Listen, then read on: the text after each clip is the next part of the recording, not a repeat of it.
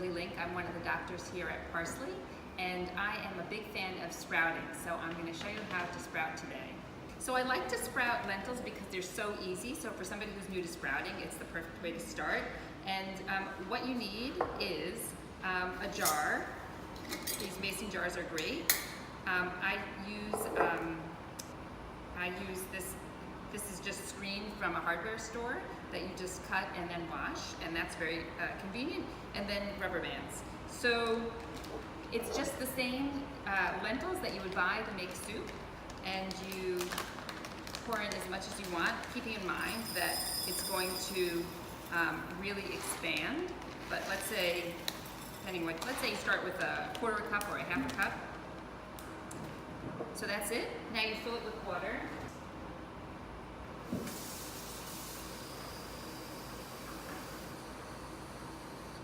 So you want to use purified water, and you want to put in at least 4 times as much water because a lot's going to get absorbed. And then you cover it, and then you put on a rubber band. And then, if you don't want to have the mistake that when you're rinsing them, the whole top falls off and you end up with a lot of lentils in your sink, you put on a second rubber band, and now you're set. So now you put it on the counter and outside the refrigerator, and you leave it there for about 6 to 12 hours. And so this is about 15 hours later. So I have poured off the water from this one, and now I'm going to rinse it.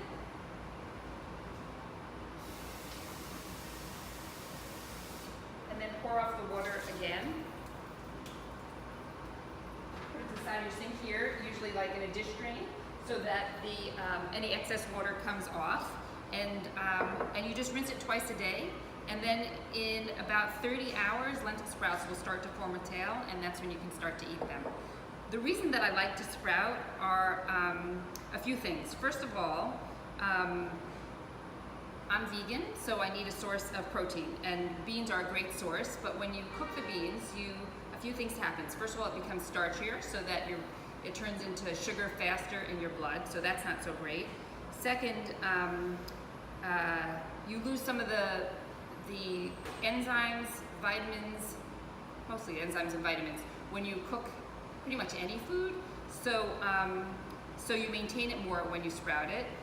And then third, it becomes more digestible because beans are notorious for being high in lectins and phytates.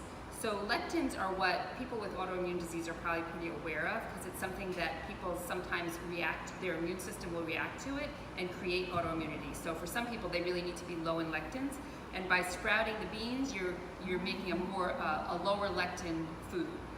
The other thing are the phytates. So phytates, some people call it an anti-nutrient.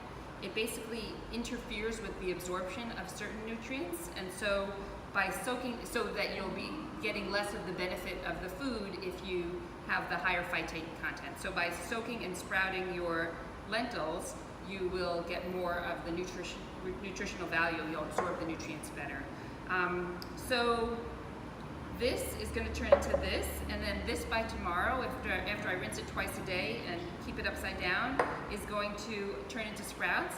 And then you just take the top off, cover it, leave it in the refrigerator, and then just use it as much as you want, and it'll last easily a week. It goes great on a salad. Some people like to eat them by themselves. Some people sprinkle on a salad. You could, if you want, if you prefer really to eat cooked beans, you can also cook them, and you've made them more digestible by sprouting them first. So enjoy your sprouted lentils.